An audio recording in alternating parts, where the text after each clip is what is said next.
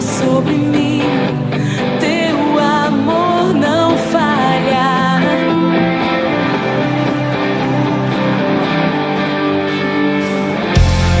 Tu és o mesmo pra sempre, teu amor não muda. Se o choro dura uma noite, a alegria vem pela manhã.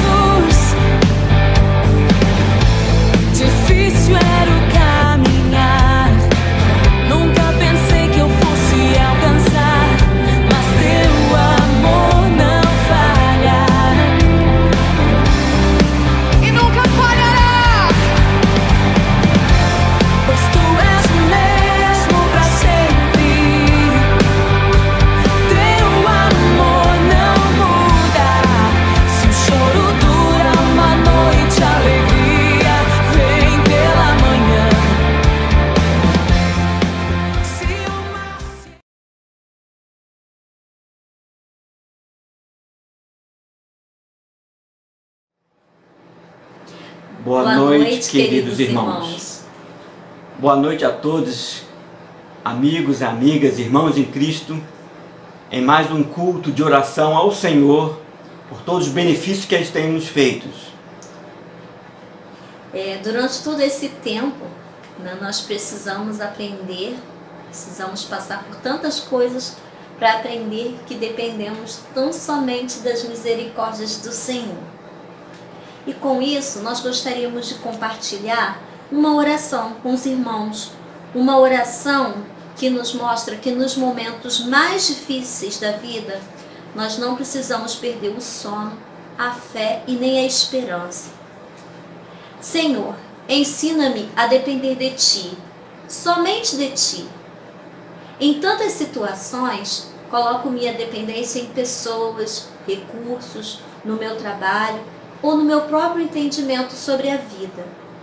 Que eu possa me lembrar todos os dias da Tua soberania, que é o Senhor que detém todo conhecimento, entendimento e poder sobre qualquer circunstância. Nessa oração, quero Te exaltar e reconhecer que o Senhor é maior do que tudo, maior do que qualquer crise na saúde, maior do que a economia, maior do que qualquer enfermidade. Não há ninguém como Tu, não há ninguém maior que o Senhor, que eu possa me lembrar sempre das grandes coisas que o Senhor fez, do maior milagre que foi a vida que recebemos através de Jesus, e de todos os milagres que o Senhor já fez em minha vida e também na minha família. Tantas vezes dependo de coisas que são passageiras, em vez de me apegar a Ti. Em vez de voltar ao Senhor, que é eterno e perfeito. Tantas vezes sinto medo, porque ao olhar humano e limitado, muitas situações parecem não ter saído. Ficamos ansiosos, nossas emoções se abalam. Nos esquecemos que temos o Senhor, que é o dono de nossa vida. Senhor, ensina-nos a ver como o Senhor vê as situações. Em Provérbios 3, 5 a 6 diz assim: confia no Senhor de todo o teu coração e não te estribes no teu próprio entendimento. Reconhece-o em todos os teus caminhos e ele endireitará as tuas veredas. Razões para você orar. Nesses dias, é tempo de tocar os céus através da oração. É tempo de compreender que um cristão sem oração é como um soldado sem armas. É tempo de acreditar que os sonhos de Deus são maiores que os meus. Ele vai além do que eu posso ver. Compreender que seus joelhos podem te levar mais longe que os seus pés. Entender que seus problemas são temporários, porém Deus é eterno. Deus nem sempre vai responder às suas orações com sim ou não. Às vezes a resposta é espere. Mas Deus é a resposta para tudo. A ordem é orai sem cessar. A promessa é: eu estarei convosco todos os dias, até o fim do mundo. Orar não deve ser a última solução, mas a primeira atitude. Você ora, Deus ouve. Você espera, Deus prepara. Você crê, Deus faz acontecer. Nós nesse momento vamos estar então orando ao Senhor, né? Rogando a Ele pelas nossas vidas, mas sobretudo agradecendo a Deus pelas muitas bênçãos, pelos tantos milagres que o Senhor fez nas nossas vidas, até mesmo aqueles que nós nem ficamos sabendo. Vamos orar. Senhor Deus amado, graças nós te damos, Senhor, porque primeiramente, Senhor, nós somos, Senhor, um milagre, ó Pai. Nossas vidas, ó Pai, são um milagre na Tua mão. Pai, muito obrigada por tudo, Senhor, que Tu tens feito, mesmo quando nós não somos merecedores de nada, Pai. Obrigada porque o Senhor nos tem sustentado, é o Senhor que nos tem feito levantar a cada dia, é o Senhor que nos tem feito caminhar, é o Senhor que tem feito, Senhor, superarmos todas as dificuldades, Senhor, que encontramos pelo caminho. Senhor, que cada dia, Pai, nós possamos realmente sermos, Senhor, dependentes tão somente da Tua graça, ó Pai. E não nos entregarmos, ó Pai, às nossas emoções, às situações cotidianas, Senhor. Mas tão somente sermos, Senhor, dependentes da Tua graça. Abençoa, Pai, as nossas vidas, abençoa a minha, abençoa a Valdeir, Pai. E abençoa, Pai, toda a Tua igreja. A todos, Senhor, que nós que tanto carecemos, ó Pai, da Tua graça. É o que eu lhe peço, Pai, eu lhe agradeço no nome do Teu Filho amado Jesus. Amém. Amém.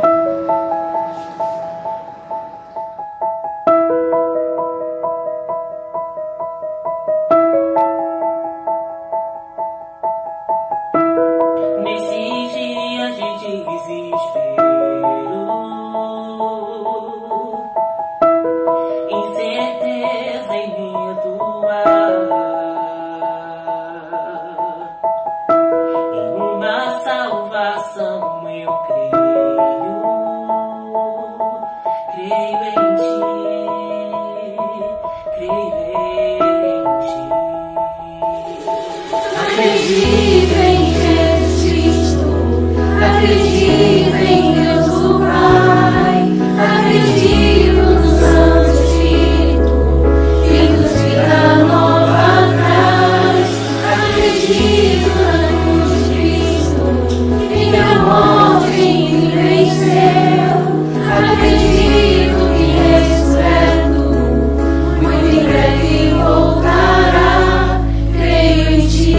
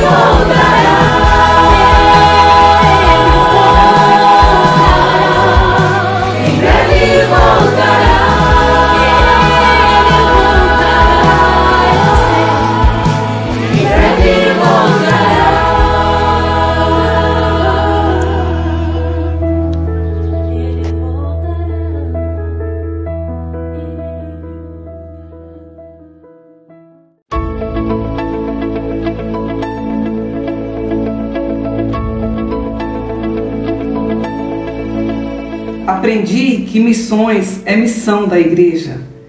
A visão de Deus é o mundo. O tempo de Deus é agora. Jesus Cristo nos deu a grande comissão, repetida nos 4 evangelhos e também no livro de Atos. Como igreja, temos percebido que estamos avançando no imperativo deixado por Jesus, que é a evangelização do Brasil e do mundo. Aprendemos que o maior investimento que podemos fazer com os recursos que Deus coloca em nossas mãos é na obra missionária.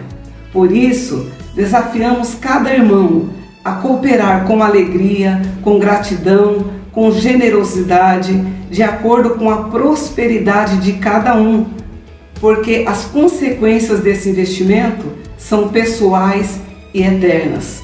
Somos a igreja, os trabalhadores. Tínhamos um sonho de alcançar o alvo de R$15.000.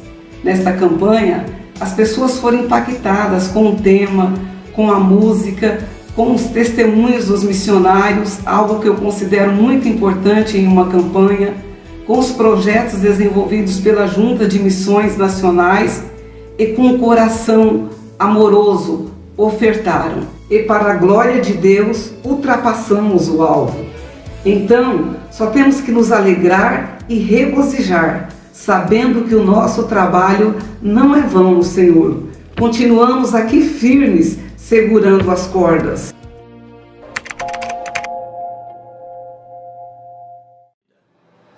Agora, junto com a equipe de louvor, nós estaremos cantando o hino oficial.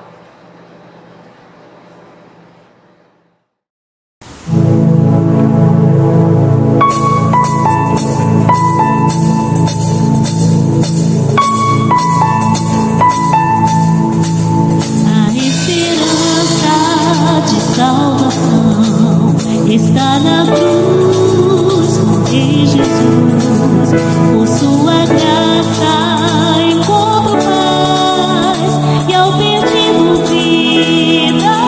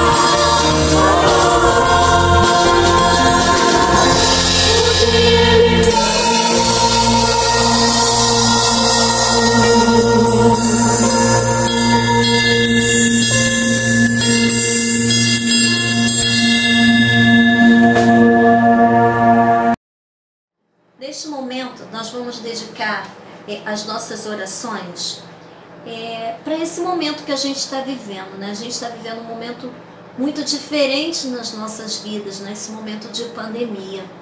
E muitas vezes há muita confusão, há muita pressão por todos os lados e muitas pessoas ficam ansiosas demais com tudo isso que está acontecendo, né? Ninguém sabe o que vai ser o dia de amanhã. E nós vamos dedicar esse momento a essa oração. Em primeiro lugar, nós vamos estar orando por aquelas pessoas que estão de frente na batalha, né? Nós podemos ficar dentro de casa, podemos estar nos cuidando, mas quantos dos nossos profissionais de saúde e outros profissionais também precisam sair de suas casas e enfrentar de frente essa situação? Nós vamos rogar a Deus proteção pelas suas vidas. Vamos orar também pelas famílias, né? Na nossa igreja temos muitas famílias que têm enfrentado essa doença de perto. Então vamos estar orando por elas, né? Que o Senhor as esteja restabelecendo. Também vamos orar pelas nossas igrejas. Uma situação nova que as igrejas estão vivendo, né? De ter que repensar, de ter que reorganizar todo o culto, né? Que os nossos pastores tenham sabedoria para lidar com esse momento, que todos também tenham compreensão, né? Paciência para também esperar esse momento passar. E vamos orar também por todo o nosso povo brasileiro, né? Vamos orar por todos aqueles, né? Desde do menorzinho ao maior, por todo o povo brasileiro que está passando por essa situação. É nesse momento meu esposo, né, Valdeir, vai estar orando. Queria convidá-los a todos a pensar juntamente comigo nesta oração e juntos rogamos ao Senhor, a Ele, as providências divinas. Oremos. Obrigado, Pai, por mais uma vez estarmos buscando a Sua presença. Obrigado por estarmos aqui neste culto, Senhor, como igreja do Senhor, para juntos rogarmos a Ti, Senhor, as Tuas providências, o Seu amor, o Teu carinho, as Tuas bênçãos.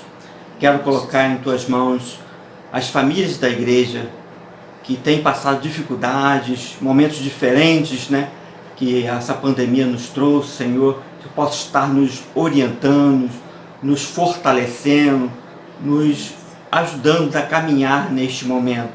Juntamente com a igreja, Senhor, eu quero pedir também pelas nossas lideranças, os nossos pastores, que todos possamos, Senhor, de alguma forma estarmos buscando a Ti, em Ti, para que possamos passar neste momento, nessa mudança de metodologia, de culto, Senhor, nós possamos estar buscando de forma a agradar somente a Ti, e que todos nós possamos ter um coração grato, Senhor, sabendo que este é um momento único, diferente, Senhor, mas que dependemos da Tua graça. Também rogamos pela nossa nação, por esse momento difícil, Senhor, que nós possamos, como igreja, fazermos a diferença para que, de alguma forma, venhamos refletir a Tua mensagem, o Teu caráter, a Tua presença, Senhor.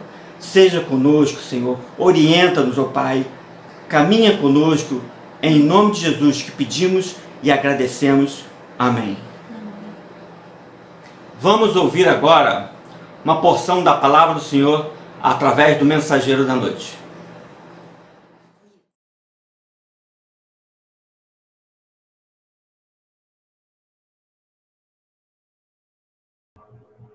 Olá, meus amados irmãos. Louvamos a Deus por mais uma oportunidade que temos de estarmos juntos cultuando a Deus através da rede social. E nesta oportunidade eu quero compartilhar um texto da Palavra de Deus que se encontra no Salmo de número 50.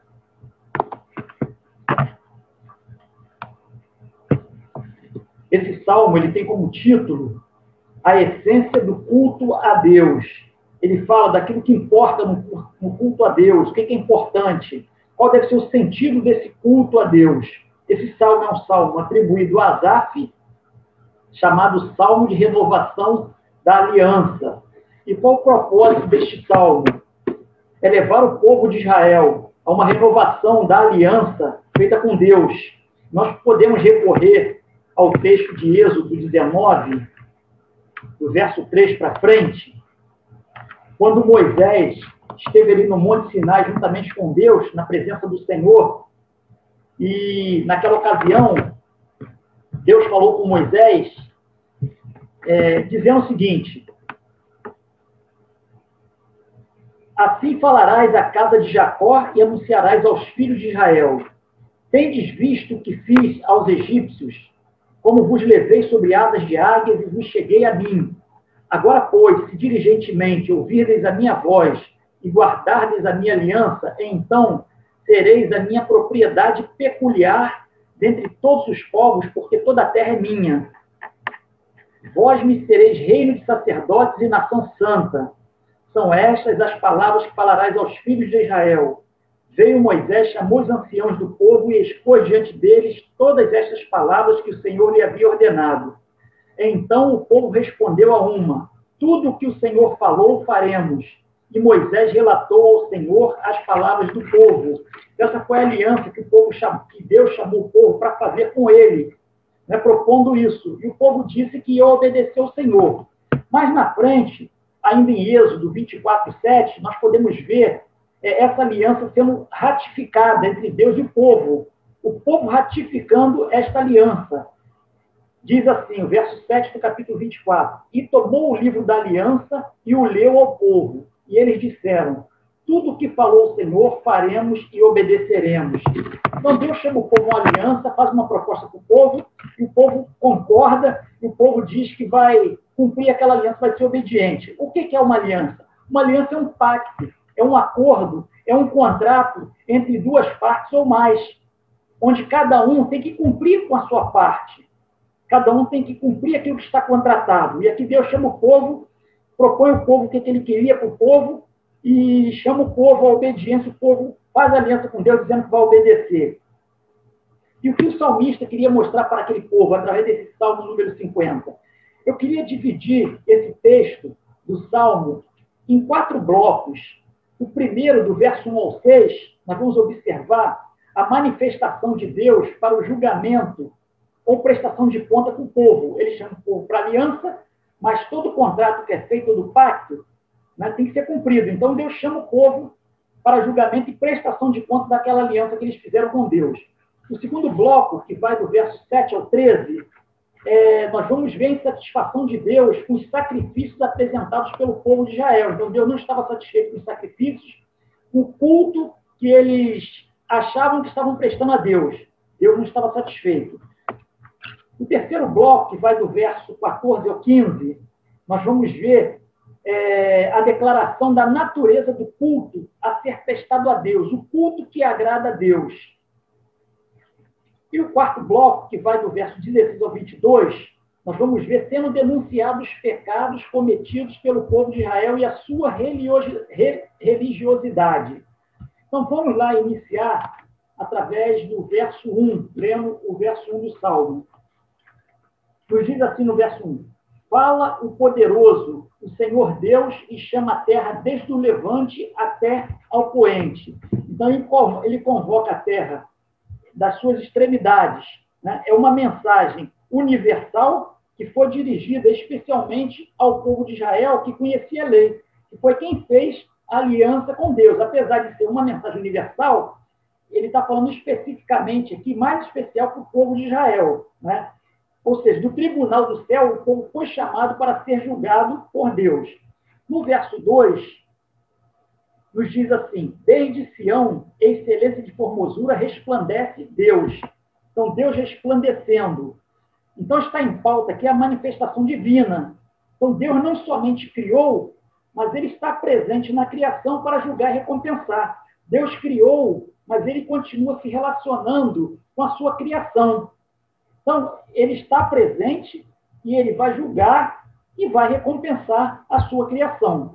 No verso 3, nos diz: vem o nosso Deus e não guarda silêncio. Perante ele arde um fogo devorador. Ao seu redor esbraveja grande tormenta. Então, aqui o autor, quando ele diz aqui, vem o nosso Deus e não guarda silêncio. Então, Deus não está em silêncio. Perante ele arde um fogo devorador. Aqui o sentido dessa metáfora que ele usa do fogo devorador, ele está falando do juízo de Deus. Então, diz que Deus virá com a palavra final da verdade que julgará o homem, ou os homens. Então, o salmista ele usa a metáfora do fogo para mostrar a seriedade do julgamento e o poder de Deus. No verso 4, nos diz: intima os céus lá em cima e a terra para julgar o seu povo. Então, é provável que a ideia aqui seja convocar todos os seres no céu e na terra para testemunharem o juízo divino. Seria um juízo público e universal. Todos teriam que ver o julgamento do povo de Israel, quando ele convoca, intima os céus lá em cima e a terra para julgar o seu povo. No verso 5, ele diz: congregai os meus santos, os que comigo fizeram aliança por meio de sacrifício. Agora ele chama especificamente o povo de Israel, aponta para o povo de Israel como réus, por terem feito aliança com Deus. Então, aquele povo que fez aliança agora é chamado com acerto de contas para o julgamento. No verso 6, os céus anunciam a sua justiça, porque é o próprio Deus que julga. Então, os céus declararão a retidão de Deus. Ele jamais cometerá erro a julgar. Então, Deus, ele é reto no seu julgamento. Então, Deus jamais ele comete algum erro na hora do seu julgamento. Então, a gente percebe, nesses 6 primeiros versos do Salmo 50, Deus se manifestando para julgar e prestar conta com o povo que concordou em fazer aquela aliança com Deus. Vamos para o segundo bloco, a segunda parte, que é a insatisfação de Deus com os sacrifícios apresentados pelo povo de Israel. Vamos no verso 7. Nos diz assim: escuta, povo meu, e eu falarei, ó Israel, e eu testemunharei contra ti. Eu sou Deus, o teu Deus. Então, são chamados a atenção para ouvirem o que Deus estava falando. O salmista está dizendo: ó, esse é um recado divino, um recado de Deus. Deus é que chama vocês. No verso 8, não te repreendo pelos teus sacrifícios, nem pelos teus holocaustos continuamente perante mim. Então, Deus, ele reprovava não o cumprimento minucioso da lei, que era a oferta de sacrifício que eles estavam fazendo. Porque foi o próprio Deus que lhes dera a lei. Então, Deus está dizendo: olha, não é por causa dos sacrifícios que vocês estão fazendo que eu estou chamando a atenção de vocês. Não estou repreendendo por causa disso. Eles, na verdade, eles não entendiam aquilo que eles praticavam. Eles faziam o sacrifício, mas apenas com uma religiosidade aparente. Então, não tinha uma essência de culto ao Senhor, aquilo que eles faziam, era apenas um ritual. Versos 9 e 10. De tua casa não aceitarei novilhos, nem bodes dos teus apriscos, pois são meus todos os animais do bosque e as animárias aos milhares sobre as montanhas. Então, Deus está dizendo que não ia aceitar aqueles animais que eles ofereciam em sacrifício. Então, Deus estava dizendo que não precisava daqueles animais, já que era dono de todas as coisas. Porque ele diz no verso 10, pois são meus todos os animais do bosque e as animárias aos milhares sobre as montanhas. Então, Deus está dizendo: ó, eu não preciso deles, porque eu sou dono de todos eles.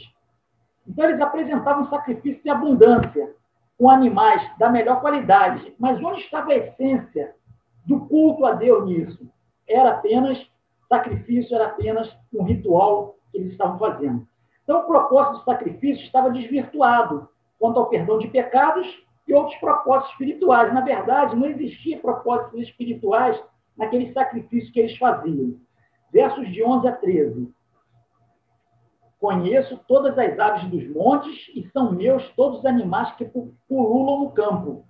Se eu tivesse fome, não todiria, pois o mundo é meu e quanto nele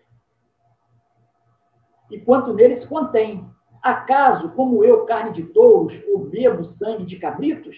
Né? O que é que Deus está falando aqui? Né? Que não só os animais usados em sacrifício, como ele disse nos versos anteriores que nós lemos, né? Aqueles animais que ele tem sacrifício, não só eles, como todos os demais pertenciam ao Senhor, o Senhor é dono de todas as coisas. Assim como as demais coisas também pertenciam a Deus. É isso que ele está falando aqui. E diz: se Deus tivesse fome, jamais precisaria do homem para se alimentar. Não é? Quando ele diz aqui no verso 13, acaso, como eu, carne de touros, ou bebo sangue de cabriços, ou seja, vocês estão matando esses animais para me oferecer, eu não preciso disso. E me parece aqui que o salmista, ele usa uma certa ironia nesse verso. E ele continua, vamos continuar aqui no terceiro bloco. Então, no primeiro bloco, nós vimos a manifestação de Deus com relação ao seu julgamento e prestação de contas. Nesse segundo bloco, nós vimos a insatisfação de Deus com os sacrifícios apresentados. Deus não estava satisfeito o culto que eles diziam estar prestando ao Senhor. Agora, nesse terceiro bloco, nós vamos ver a declaração sobre a natureza do culto a ser prestado a Deus, ou seja, o culto que agrada a Deus. Versos 14 e 15 nos diz assim: oferece a Deus sacrifício de ações de graças e cumpre os teus votos para com o Altíssimo. Invoca-me no dia da angústia, eu te livrarei e tu me glorificarás. Então, aqui, o salmista apresenta uma lista de coisas simples que realmente agradavam a Deus, e não aquilo que eles estavam fazendo. É lógico que existem várias coisas que agradam a Deus, mas aqui ele faz uma síntese de coisas simples. Ele fala primeiro em ações de graça, quando ele diz aqui, oferece a Deus sacrifício de ações de graça.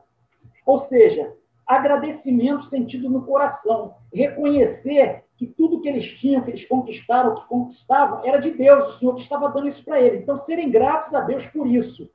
Também ele diz aqui que deveriam cumprir os votos para com o Altíssimo.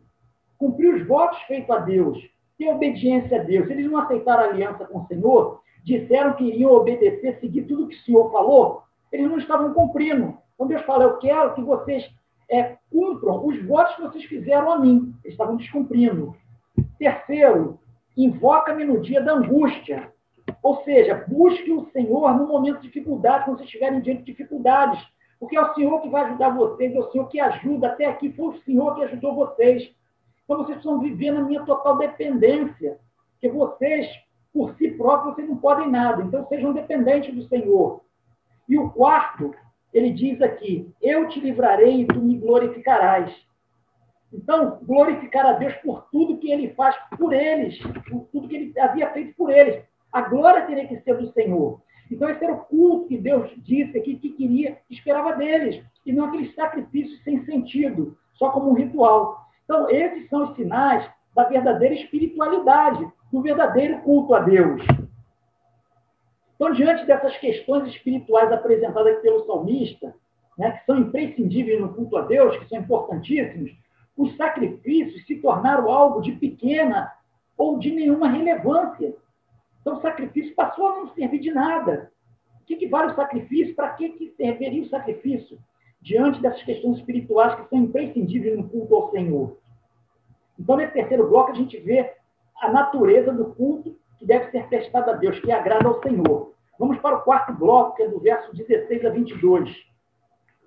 16 e 17 nos diz assim: mas ao ímpio diz Deus, de que te serve repetires os meus preceitos e teres nos lábios a minha aliança, uma vez que aborreces a disciplina e rejeitas as minhas palavras? Então, quer dizer o seguinte, quer dizer você ficar repetindo tudo aquilo que eu ensino, que está na minha palavra, ter tudo isso no lábio, a aliança que nós fizemos, que eu fiz com vocês têm no lábio, nos lábios, vocês conhecem. Se vocês rejeitam as minhas palavras, de nada adianta. Então, os ensinamentos de Deus viviam na boca daqueles homens, mas o coração deles estava longe de sentir e obedecer à essência do culto a Deus, que seria um verdadeiro culto a Deus. Eles ensinavam às outras pessoas, mas eles mesmos não praticavam aquilo que ensinavam, não davam um bom testemunho, não viviam aquilo que eles ensinavam, que eles conheciam. Eram homens com aparência de piedosos, mas não tinham relacionamento com Deus. Verso 18 a 20. Se vês um ladrão, tu te comprases nele, e aos adúlteros te associas. Soltas a boca para o mal, e a tua língua trama enganos. Sentas-te para falar contra teu irmão, e difamas o filho de tua mãe. Então, aqui, ele relata quais eram os pecados que eles cometiam, o que eles estão fazendo de errado, que não agradava ao Senhor. Então, o salmista relaciona os pecados cometidos por eles. Ele cita aqui, o primeiro, se vês um ladrão, tu te comprases nele. Está falando em roubo, em furto. Eles viam alguém roubando, eles se associavam, eles se compraziam nisso. Então, eles faziam parte também. Outro que ele fala aqui, e aos adúlteros te associas, se associavas aos adúlteros. Por quê? A partir do momento que eles eram infiéis a Deus, a infidelidade a Deus acarretaria no adultério espiritual. Porque se eles fizeram aliança com Deus, tinham um compromisso com Deus, a partir do momento que eles não cumpriram, eles foram infiéis, foram adúlteros. Eram adúlteros espirituais. Outro pecado que eles cometeram. eles cometiam na época. No verso 19, soltas a boca para o mal e a tua língua trama enganos. Males da língua, que eles usavam também para falar mal. E por último, aqui no verso 20, sentas-te para falar contra teu irmão e difamas o filho de tua mãe. Então falavam mal, falavam contra os próprios irmãos e difamavam os seus irmãos carnais. Calúnia, o pecado da calúnia. Então ele relaciona esses 4 pecados que eles estavam cometendo. Eles tanto praticavam como aprovavam tais pecados da parte de outras pessoas. No verso 21, nos diz assim: tens feito estas coisas e eu me calei. Pensavas que eu era teu igual, mas eu te arguirei e porei tudo à tua vista.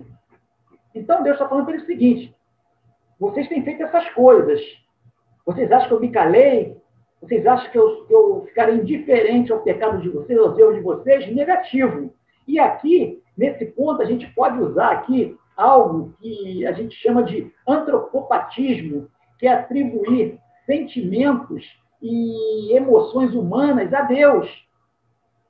Então, aqui é como se nós disséssemos assim, olha, a paciência divina chegou ao limite, quando ele diz, tem feito estas coisas e eu me calei. Pensavas que eu era teu igual, mas eu te arguirei e porei tudo à tua vista. Né? Então, a paciência divina chegou ao limite. Agora vem a repreensão e em seguida o julgamento. Então, Deus falou, chega, não vou me calar mais diante dos erros de vocês, diante do pecado de vocês. Então, Deus os repreende porque agiam como se Deus fosse como eles, indiferentes para com o mal. É isso que está falando aqui. Aí, no verso 22, nos diz assim, considerai, pois, nisto, vós que vos esqueceis de Deus, para que não vos despedace, sem haver quem vos livre. Então, Deus está dizendo o seguinte, não praticar os meus ensinamentos é esquecer-se de mim. Então, não praticar é esquecer. Se você conhece e não pratica, você está esquecendo, né? Mesmo mantendo as práticas religiosas. Eles mantinham as práticas religiosas, os sacrifícios, o holocaustos. Porém, o verdadeiro culto eles não prestavam. Eles não praticavam os ensinamentos de Deus. Era só um ritual. E aqui, quando ele diz que para que não vos despedace, sem haver quem vos livre, dá a ideia aqui de uma presa diante de uma fera. Né? Então, vocês, como presa, né, como se fosse assim, o povo de Israel, como presa, poderiam ser pegos de surpresas, assim como a fera que apanha presa, até despedaçá-la. Então, essa é a ideia do versículo aqui. E ele finaliza no verso 23, dizendo o seguinte, o que me oferece sacrifício de ações de graças, esse me glorificará, e ao que prepara o seu caminho, dar-lhe-ei que veja a salvação de Deus. Então, ele finaliza falando dos benefícios, das promessas de Deus para aquele que oferece a Deus o verdadeiro culto. Então, quem oferece sacrifício de ações de graça, como já foi dito anteriormente, esse me glorificará a Deus. E ao que prepara o seu caminho, dar-lhe-ei que veja a salvação de Deus. Essa salvação aqui, provavelmente, não está se referindo à salvação relativa à vida eterna, mas está se referindo a Deus prolongar as vidas na terra, livrar do mal, cuidar aqui na terra. A ideia provavelmente é essa, nesse contexto aqui, certo? E ele finaliza assim. Agora, que aplicações podemos fazer para nós hoje, baseado nesse texto? O que nós aprendemos com isso? A primeira coisa que eu tiro de ensinamento para nós é que Deus fez também uma aliança conosco. Assim como ele fez aliança com o povo lá do passado, fez várias alianças, e essa foi uma delas, Deus também fez uma aliança conosco, que foi o sacrifício de Jesus na cruz para nos livrar da condenação eterna, para nos dar vida eterna. Então, Jesus derramou seu sangue na cruz, e essa aliança do sangue de Jesus, Deus fez com toda a humanidade. Deus chama toda a humanidade para fazer essa aliança com ele. Ele faz essa aliança. Então, Deus já cumpriu a sua parte, agora precisamos cumprir a nossa. Aquele povo lá aceitou a aliança de Deus, fez aliança com Deus. Ou Deus fez aliança com o povo. Eles disseram que iam obedecer, mas não obedeceram. Não cumpriram aquilo que eles falaram. Mas nós precisamos cumprir esta aliança que nós fizemos com Deus. De que forma? Bom, se Jesus veio ao mundo se sacrificou, morreu pelos nossos pecados para nos dar vida eterna, primeira coisa que nós devemos fazer, cumprindo a nossa parte, é crer no sacrifício de Jesus, pela fé. Crer que Jesus morreu pelos nossos pecados. A segunda atitude é o arrependimento dos pecados. Se Jesus veio morrer pelos nossos pecados, levou os nossos pecados para nos livrar da condenação eterna, nós precisamos nos arrepender e não pecar mais, abandonar os pecados, não viver na prática dos pecados. Isso precisamos deixar de lado. É outra parte que devemos cumprir da aliança feita com o Senhor. O terceiro, é confessar a Jesus como nosso Senhor e Salvador. É reconhecer que Ele é o Senhor e nós somos servos. Viver debaixo do senhorio dEle, sendo obediente a Ele, fazendo aquilo que Ele quer que nós façamos, seguindo a Jesus. Então, se nós fizermos isso, nós estamos cumprindo com a nossa parte na aliança que Ele fez conosco. Essa é a nossa parte. E haverá um acerto de contas, haverá um julgamento, tanto para aqueles que recusam e recusaram a aliança do Senhor, como para aqueles que a aceitaram e, na verdade, quebram a aliança com Deus. Vai ter um julgamento. Da forma que houve lá no início, né, que Deus chamou, julgou, chamou por acerto de contas, nós vamos ter um julgamento final, um juízo final para acerto de contas, baseado nessa aliança que Deus fez com toda a humanidade hoje. Então, o primeiro ponto que eu aprendo é que Deus fez uma aliança conosco, nós precisamos cumprir a nossa parte. Segunda aplicação que eu faço é que Deus quer a nossa obediência e não sacrifícios, assim como Ele falou com o povo naquela época lá. Ele não estava interessado no sacrifício deles. Então, não basta ser religioso para nós hoje. Não basta ser religioso. Então, não basta ser membro de uma igreja. Não é só isso que Deus espera de nós. Não basta estar envolvido na obra do Senhor. Ah, mas eu participo, eu trabalho na obra do Senhor, eu dedico várias horas do dia na obra do Senhor. Isso não é o suficiente. Não basta conhecer a palavra de Deus. Se nós não praticarmos o que a palavra nos ensina, nosso culto perde todo sentido, perde a essência. Então, o que Deus quer de nós é a obediência no que a palavra dele nos ensina, é viver a essência da palavra de Deus, viver o amor de Deus. Então, nós precisamos colocar Deus em primeiro lugar na nossa vida, amar a Deus sobre todas as coisas, precisamos amar o próximo como a nós mesmos. Se nós cumprirmos isso, nós estamos sendo obedientes, porque se resume nisso. Então, isso é o que o Senhor espera de nós, a nossa obediência e não sacrifício. Às vezes as pessoas fazem tanto sacrifício, já estão fazendo tantas coisas para Deus, mas o principal não faz, que é a obediência. Como nos diz em 1 Samuel 15, 22, tem, porventura, o Senhor tanto prazer em holocaustos e sacrifícios, quanto em que se obedeça a sua palavra? Então, será que o Senhor tem tanto prazer assim nos sacrifícios? É bem verdade que nesse contexto de 1 Samuel, ele está falando de sacrifício de animais. Mas se aplica para nós qualquer tipo de sacrifício que venhamos a fazer, achando que estamos agradando a Deus. Então, Deus, ele não tem tanto prazer em holocausto e sacrifício, quanto em que se obedeça a sua palavra. Então, o principal é obedecer. Eis que o obedecer é melhor do que o sacrificar. Então, Deus se agrada muito mais da nossa obediência do que dos sacrifícios que venhamos a fazer diante dele ou para ele. A obediência vale mais. E terceiro e último, é que o culto a Deus deve ser um estilo de vida e não fazer aquilo que o povo fazia lá no passado, né? Então, precisamos reconhecer a misericórdia de Deus, reconhecer que Deus não nos paga como deveríamos receber. Deus nos dá muito livramento sem merecermos, que é a misericórdia dele. Então, precisamos reconhecer isso. Não é por nosso merecimento. Precisamos reconhecer a graça de Deus. Reconhecer a graça de Deus é cultuar a ele. Quando nós reconhecemos a graça do Senhor, reconhecemos que ele enviou Jesus para nos dar vida eterna, é graça dele. Nós estamos cultuando a Deus. Sermos obedientes a ele em qualquer circunstância, independente da situação. Obedecer a palavra dele sempre. Ser dependente do Senhor, viver submisso a ele, renunciar e ser dependente do Senhor em tudo, em todas as áreas da nossa vida. E glorificar a Deus em tudo. A glória é sempre dele. Ele nos abençoa, nos dá sabedoria, mas a glória deve ser sempre dele. Esse é o culto que devemos prestar ao Senhor. É um estilo de vida, e não é apenas nos reunirmos no templo, cantar louvores ao Senhor, orar e meditar na palavra. Isso também faz parte, mas não é apenas isso. Então, ser religioso, devemos ser religiosos, sim. Devemos ser membros de uma igreja, sim. Devemos estar envolvidos na obra, sim. Devemos conhecer a palavra, sim. Tudo isso devemos fazer, é importante. Mas, diante de tudo isso, o principal é obedecer, praticar a palavra, aquilo que a palavra nos ensina. Isso, sim, é o culto que agrada ao Senhor. O Salmo 51:17 nos diz assim: sacrifícios agradáveis a Deus são o espírito quebrantado, coração confundido e contrito, não desprezarás, ó Deus.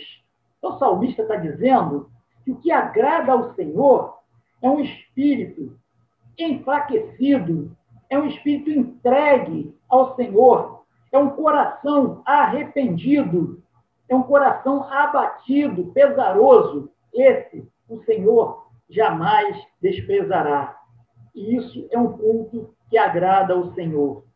Que Deus possa nos abençoar, que Deus possa nos dar sempre sabedoria, que possamos estar cultuando a Deus desta forma, né, como um estilo de vida, e não em momentos específicos e dias específicos.